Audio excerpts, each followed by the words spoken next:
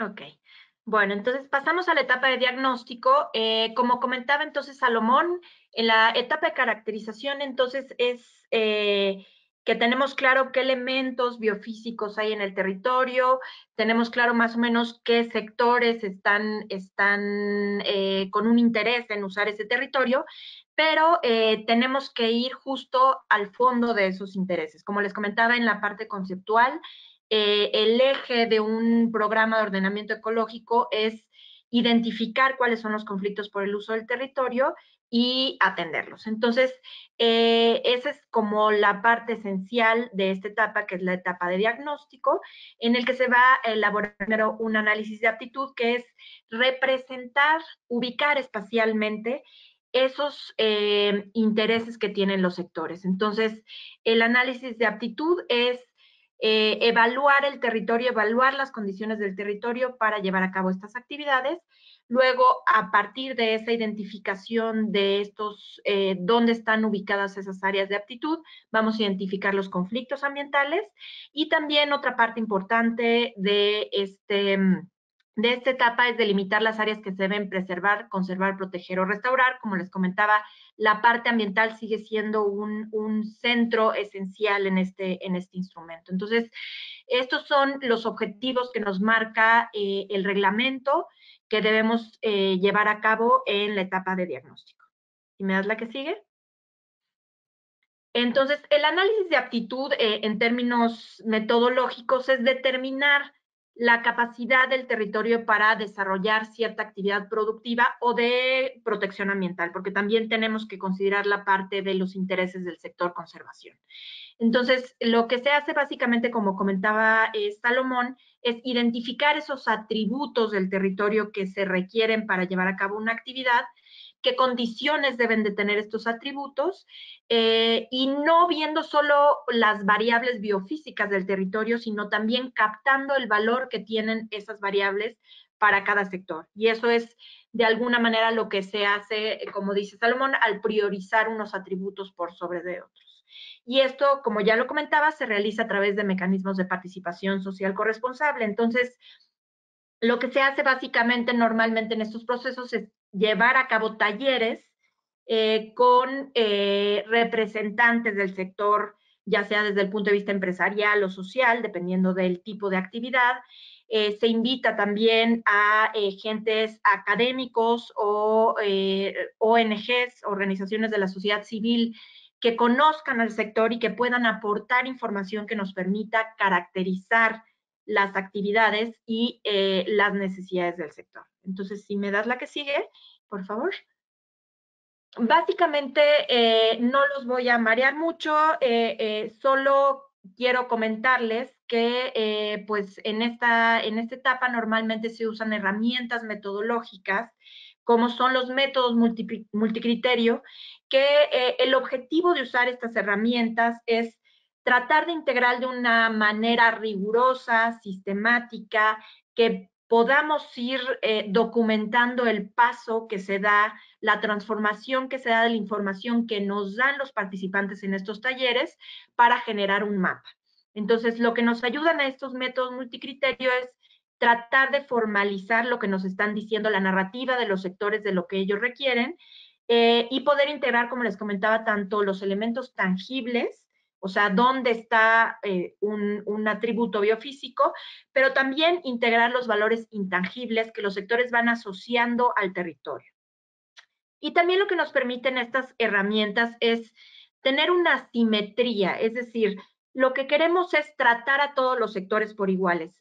Aquí el equipo técnico que desarrolla un estudio para un ordenamiento ecológico tiene que ser muy claro y muy respetuoso en que no debe de meter un sesgo de su visión, sino que tiene que tener una transparencia en cómo maneja la información que van a proveer los participantes en estos talleres, que va a haber una simetría analítica, es decir, todos los sectores se van a analizar de la misma manera, Y entonces estas herramientas es lo que permite, de alguna manera nos permite tratar a todos los sectores por igual y a simplificar o tratar de que estas herramientas nos sirvan para hacer una síntesis de información que viene de fuentes muy diferentes, ¿no? Entonces, aquí es importante, estamos participando en estos estudios técnicos, no solo académicos de diferentes disciplinas, sino también los sectores sociales y las autoridades. Es decir, es un proceso transdisciplinario en el que tenemos que manejar diferentes tipos de información y tenemos que ser capaces de integrarlo en una síntesis en la que todos los actores estén participando en esta, lo que se llama técnicamente coproducción de conocimiento, es decir, juntos todos estos elementos, estos participantes tienen que generar información útil que sirva para la planeación. Si me das la que sigue, por favor.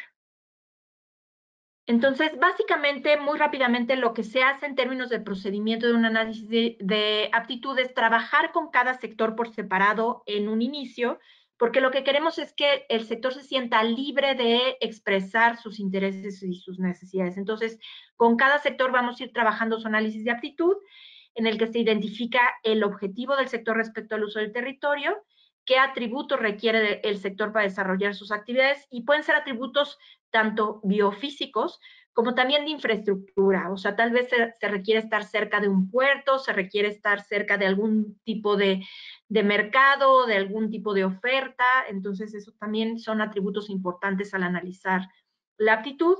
Se identifica el peso de importancia de los atributos. Luego, se normaliza, es decir, todos los atributos se ponen en la misma escala, porque no todos se miden igual. Profundidad se mide en metros, distancia se mide tal vez en millas náuticas, ¿no? Entonces, todo eso tiene que ser llevado a una misma escala, y una vez con esa información, lo que se hace es integrar un mapa en un sistema de información geográfica. Y ese mapa se tiene que mostrar a los participantes del taller para ver si el mapa está reflejando lo que ellos realmente quisieron decir. Entonces, si me das la siguiente. Entonces, esto es un proceso de traducción. Tal vez no se ve muy bien el diagrama, pero este diagrama es para hacerles un resumen de lo que pasa en este análisis de aptitud. Del lado izquierdo tenemos cómo se hace este modelo multicriterio, es decir, se van identificando características como el tipo del fondo marino o la profundidad marina, dónde están esos recursos que requiere un sector como el sector de pesca, por ejemplo, ¿no? Luego se identifica, bueno, cuál es esa condición que requieren de estos atributos. Es decir, sí, se requiere un tipo de fondo, pero ¿qué tipo de fondo es mejor para utilizar trampas para agarrar langostas? Bueno, pues tal vez el tipo de fondo arenoso es mejor, y no nos sirve tanto el tipo de fondo rocoso. Entonces, todas esas condiciones tenemos que ir identificándolas con los miembros del sector. A partir de esa identificación, como les digo, se hace un mapa, ese mapa se muestra de nuevo a los sectores, y si los sectores no ven reflejado en este mapa lo que querían comunicar, entonces se puede volver a repasar todo el proceso, y por eso se habla de que es un proceso sistemático e iterativo, es decir, está todo tan bien documentado y de manera sistemática que podemos volver a revisar y volver a preguntarnos si eso es lo que es la caracterización adecuada para el sector. Entonces, como comenta Salomón, es una autocaracterización en la que el equipo técnico tiene que servir como un facilitador de la traducción de la información. Si me das la que sigue. Entonces, básicamente lo que generamos es en esta etapa un mapa de aptitud para cada uno de los sectores. Entonces va a haber esta clasificación del territorio en que vamos a tener áreas, en este caso, en el ejemplo que les pongo ahí, el verde son las áreas que tienen las condiciones que los sectores dijeron que son las óptimas para desarrollar su actividad. Entonces, entre más verde oscuro son mejores, verde claro van siendo peores, hasta el rojo, que son las zonas no aptas. Finalmente, es un concepto relativo, no quiere decir que en las zonas rojas no se pueda hacer la actividad, simplemente tal vez en esas zonas vamos a requerir mayor infraestructura, mayor tecnología, para compensar esa falta de las condiciones ideales de los atributos. Entonces, vamos a obtener un mapa de aptitud para cada uno de los sectores. Si me das la que sigue. Entonces, otra parte importante de los productos del diagnóstico son los conflictos ambientales. Y estos conflictos están definidos también en el marco legal como el resultado de una coincidencia espacial de actividades incompatibles. Es decir, que en un mismo territorio se quieren llevar a cabo actividades que no son compatibles entre sí. ¿Y qué quiere decir que una actividad no sea compatible entre sí? Es cuando una actividad que desarrolla un sector disminuye la capacidad de otro sector para aprovechar ese espacio o ese recurso natural, ya sea porque están compitiendo por el mismo espacio, como puede ser el caso de la acuacultura, por ejemplo, en mar, o sea, eso está fijo, digamos, y ya el otro sector no puede aprovechar ese mismo espacio. Puede ser la competencia por el mismo recurso, tal vez no están trabajando en la misma zona, pero están queriendo atrapar la misma especie, como el camarón, ¿no?